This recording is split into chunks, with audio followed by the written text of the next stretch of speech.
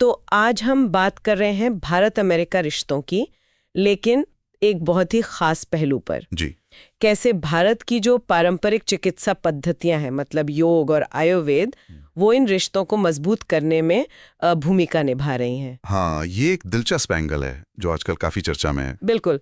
हमारे पास जो जानकारी है वो यही दिखाती है कि भारत कैसे अपनी इस पुरानी विरासत को, आप कह सकते हैं, एक सॉफ्ट पावर की तरह इस्तेमाल कर रहा है। Soft power. हाँ, अमेरिका के साथ रिश्ते बेहतर करने के लिए।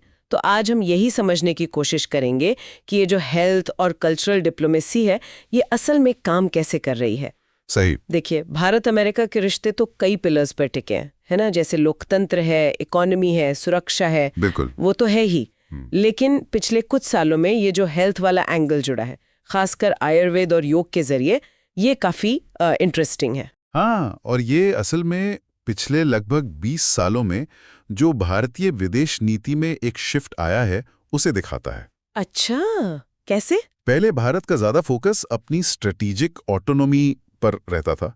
मतलब कि हम अपने फैसले खुद लेंगे, अपनी राह चलेंगे। हाँ, वो तो भारत की पुरानी पॉलिसी रही है। जी।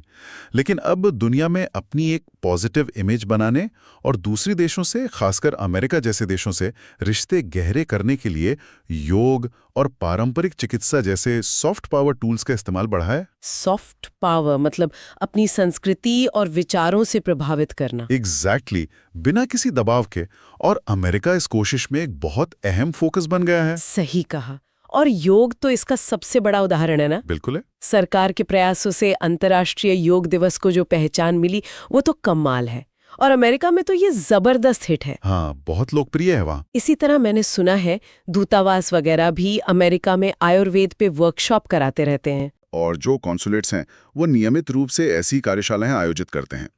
ये सिर्फ भारत की सांस्कृतिक विरासत का प्रचार नहीं है। हाँ, ये उससे ज्यादा है। जी, ये लोगों को आपस में जोड़ने का एक तरीका भी है। और आयुर्वेद को सिर्फ एक इलाज के तौर पर नहीं, बल्कि एक तरह से जीने के तरीके, एक जीवन दर्शन के रूप में पेश किया जा रहा है। और क्या इसे वैज्ञानिक आधार देने की भी कोशिश हो रही है? क्योंकि पश्चिम में तो साइंस को बहुत महत्व देते हैं। हाँ, वो बहुत जरूरी है और हो भी रहा है। भारत का जो आयुष मंत्रालय है और हमारे राजनयिक मिशन, वो अमेरिका के बड़े बड़े रिसर्च इंस्टीट्यूट्स के साथ जुड़ रहे हैं। जैसे NIH हो गया, national institutes of health, Harvard medical school है, जॉन्स हॉपकिंस यूनिवर्सिटी है। इनके साथ मिलकर रिसर्च कोलैबोरेशन को बढ़ावा दिया जा रहा है। अच्छा, किस तरह की रिसर्च? ये देखने के लिए कि भाई आयुर्वेदिक जड़ी बूटियां कितनी प्रभावी हैं, या फिर मेंटल हेल्थ के लिए योग कितना फायदेमंद है, या जो पुरानी बीमारियां हैं उनमें आयुर्वेद वाला खानपान, पोषण कैसे मदद कर सकता है। मतलब एविडेंस बेस्ड बनाने की कोशिश है। लेकिन एक मुश्किल तो होगी ना, अमेरिकी बाजार में आयुर्वेदिक प्रोडक्ट्स को मान्यता दिलवाना, क्योंकि वहाँ की FDA, जो फूड एंड ड्रग एडमिनिस्ट्रेशन है, उनके नियम तो बहुत सख्त हैं। बिल्कुल, ये एक बड़ी चुनौती है। इसमें कोई शक नहीं। FDA आयुर्वेदिक प्रोडक्ट्स को दवा नहीं मानती, वो उन्हें अक्सर सप्लीमेंट्स की श्रेणी में रखती है। हाँ, तो फिर? तो उनके लिए वो कड़े मापदंड नहीं होते जो दवाओं के लिए होते हैं, लेकिन फिर भी अप्रूवल प्रोसेस जटिल है। हालांकि अच्छी बात यह है कि दोनों देशों की जो रेगुलेटरी बॉडीज हैं, उनके बीच बातचीत चल रही है। अच्छा, बातचीत हो रही है? जी, इससे उम्मीद है कि धीरे धीरे ही सही आयुर्वेदिक सप्लीमेंट्स के लिए अमेरिकी बाजार में थोड़ी और जगह बनेगी। पर हाँ, ये धीमी प्रक्रिया है। इस डिप्लोमेसी का एक और पहलू भी है शायद, हेल्थ टूरिज्म। हाँ बिल्कुल, बहुत से अमेरिकी नागरिक खासतौर पर आयुर्वेदिक इलाज के लिए या फिर योग रिट्रीट के लिए भारत आते हैं। सच में? काफी लोग आते हैं? हाँ, अच्छी संख्या में। और भारतीय दूतावास इसमें मदद भी करते हैं, मेडिकल वीजा आसानी से देते हैं, और जो अच्छे मान्यता प्राप्त वेलनेस सेंटर या अस्पताल हैं उनको प्रमोट भी करते हैं। इससे तो दोहरा फायदा है, भारत की इकोनॉमी को भी मदद मिलती है और दुनिया में एक वेलनेस डेस्टिनेशन के तौर पर इमेज भी बनती है। बिल्कुल, और इसी से जुड़ा है कल्चरल एक्सचेंज। अमेरिकी छात्र भारत आकर आयुर्वेद और योग की पढ़ाई करते हैं।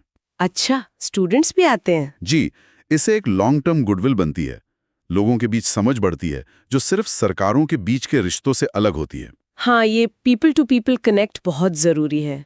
और कोविड-19 के टाइम पर भी शायद ये चीजें ज्यादा सामने आई। हाँ बिल्कुल, उस मुश्किल दौर में भारत ने अमेरिका को वैक्सीन और हाइड्रोक्सी क्लोरोक्वीन जैसी दवाएं तो दी ही। हाँ, वो तो बड़ी खबर थी। लेकिन साथ ही वैश्विक स्तर पर आयुर्वेदिक इम्यूनिटी बूस्टर्स का भी प्रचार किया।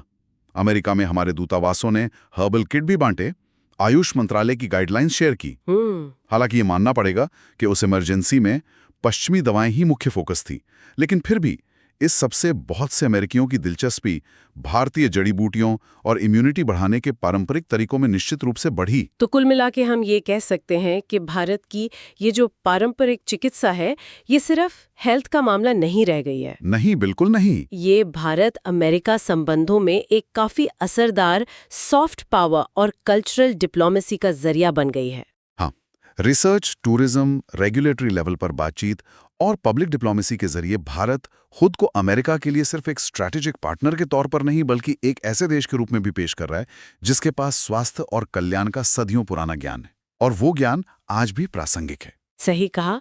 और जैसे जैसे दुनिया भर में लोग अब सिर्फ इलाज पर नहीं, बल्कि प्रिवेंटिव हेल्थ, होलिस्टिक वेलनेस, मतलब अपनी सेहत को ओवरऑल अच्छा रखने पर ध्यान दे रहे हैं जी, एक शिफ्ट आ रहा है। तो भारत की ये पारंपरिक प्रणालियां एक बहुत ही महत्वपूर्ण, दार्शनिक और प्रैक्टिकल दोनों तरह का विकल्प देती हैं। बिल्कुल। ये देखना दिलचस्प है कि कैसे ये प्राचीन ज्ञान सिर्फ स्वास्थ्य के लिए ही नहीं, बल्कि अंतर्राष्ट्रीय मंच पर रिश्ते बनाने और सम्मान पाने का भी एक माध्यम बन रहा है। तो जाते जाते अपने श्रोताओं के लिए एक सवाल छोड़ जाते हैं। जरूर। जैसे जैसे दुनिया समग्र स्वास्थ्य यानी होलिस्टिक हेल्थ की तरफ बढ़ रही है, क्या लगता है, क्या आयुर्वेद और योग जैसी पारंपरिक ज्ञान प्रणालियां कभी मॉडर्न साइंस के साथ पूरी तरह से इंटीग्रेट हो पाएंगी, घुल मिल पाएंगी, या फिर ये हमेशा थोड़े अलग रास्ते पे ही चलती रहेंगी? सोचने वाली बात है।